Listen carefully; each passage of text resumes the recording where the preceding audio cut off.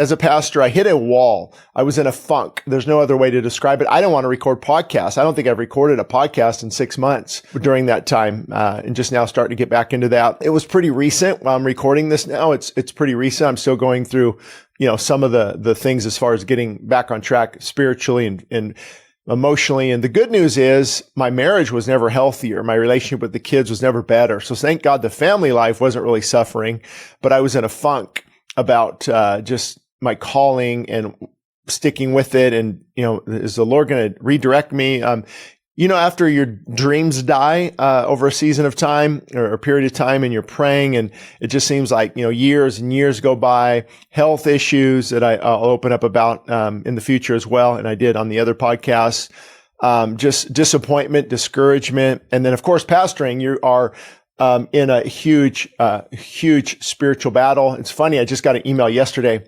from our webmaster.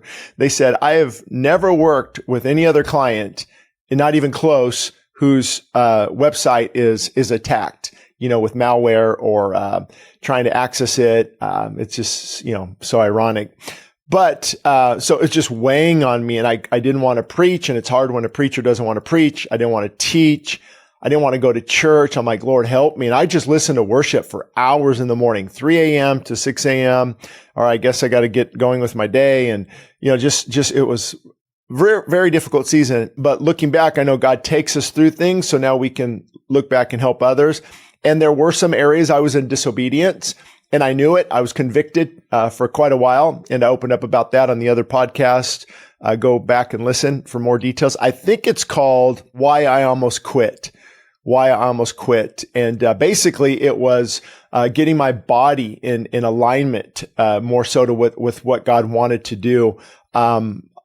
Health, nutrition, fasting, but I was consuming too much throughout the whole day. I mean, I think I ate from 5 a.m. to 7, 8 at night. No fasting window or anything.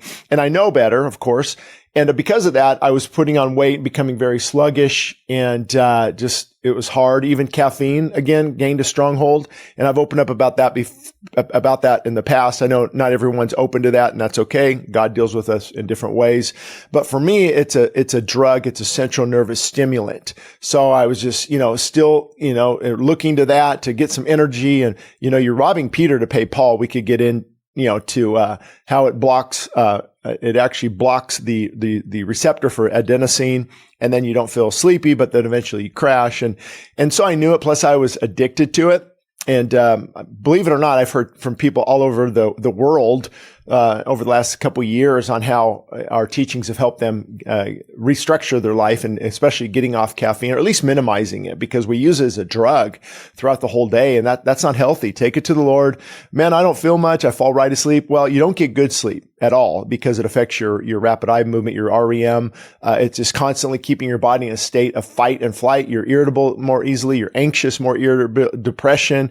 I mean, there's tons of research for those who are interested. You can even look at the manual for mental disorders that they use, and it talks about caffeine-induced things. So anyway, I've already talked a lot about that. Every time I talk about this topic, man, people get convicted. I enjoy it. Well, good for you. Good for you. I've never said a person shouldn't. But are you getting upset because you're convicted? Because people who aren't convicted don't get upset. They're like, well, I enjoy one now and then, or in the morning. And hey, if it works for you, good for you. And maybe I will in the morning a little bit, but definitely not later in the day. And switching over to matcha green tea was real helpful too. But consuming too much, and God was dealing with me. And I'm an extreme person. Okay. My wife knows this. Like, if I'm going to fast, it's water only.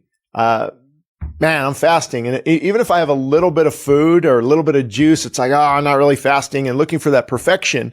But God has taught me over the years that it's really not about perfection. It's about direction. And I believe I got that quote from John MacArthur 20 years ago, and such a great point. I would, how I blew it. What happened? I had a handful of nuts. Oh, forget it now. It's like, get back on track. And so what he taught me through this is and scriptures just came alive. I couldn't stop writing them down on discipline.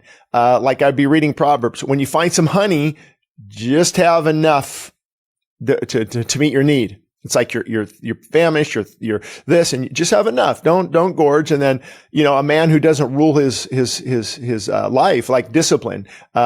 is like a city with broken down walls. Boom. And then I discipline my body. Paul said, I bring it into subjection. Boom. And then there's about 3 other ones, that we're talking about. Making no provision for the flesh, disciplining ourselves, a couple other ones in Proverbs that were so important. And so I realized that I was lacking discipline in that area. And so once I begin to shore that up, and I did go into, even as I'm recording this, actually, I'm in a season of fasting where it's just a very minimal amount, and I feel so great. My energy is so good. Something like the Buchenheimer Wellhymny Clinic in Germany, or Dr. Paul Brillhart's incredible book, Fasting in a Gluttonous World. Fasting in a Gluttonous World is very eye-opening. I highly encourage it.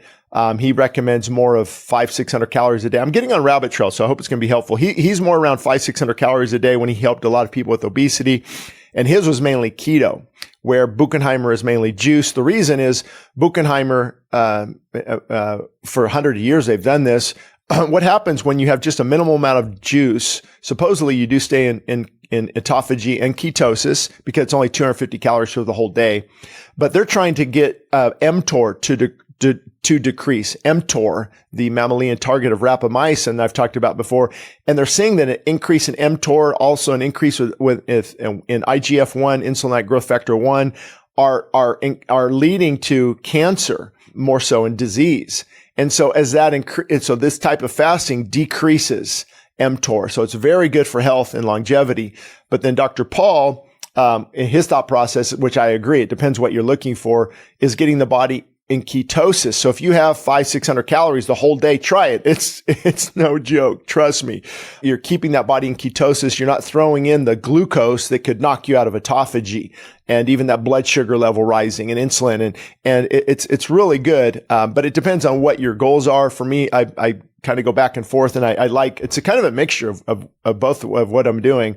If I just get, I got a next hour, I've got a busy schedule. I feel like laying down, stick of grass-fed beef jerky, 60 calories, boom, really helps. So I hope these rabbit trails help, because I had no idea to speak on that. But I do know this. We underrate just how important our health is. We really do. You're young, you really care about it. Trust me, as you get older, and we're seeing all this rise of disease, all this rise of obesity. Obesity, I don't even know what the numbers are anymore, 70%.